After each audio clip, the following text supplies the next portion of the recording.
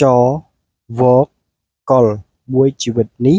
មិនខ្វះឡើយលុយកាន់ក្នុងដៃទាំងសងខាង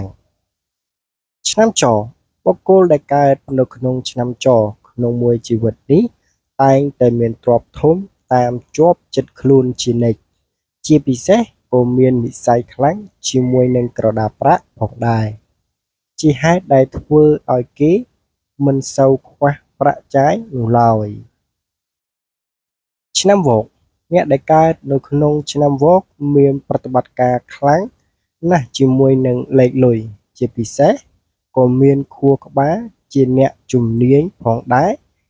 ជាហេតុដែលធ្វើឲ្យលុយដែលចូលមកមិនចេះមានលេខតូចខ្លាំងនោះទេឆ្នាំកុរវិញមនុស្សដែលកើតនៅក្នុងឆ្នាំកុរកើតមកមានអ្នកជួយច្រើនដោយជួយធ្វើឲ្យសម្រេចបាននៅគ្រប់ការងារជាពិសេសក្រដាសប្រាក់ដែលហូរចូលមកធ្វើឲ្យអ្នករាប់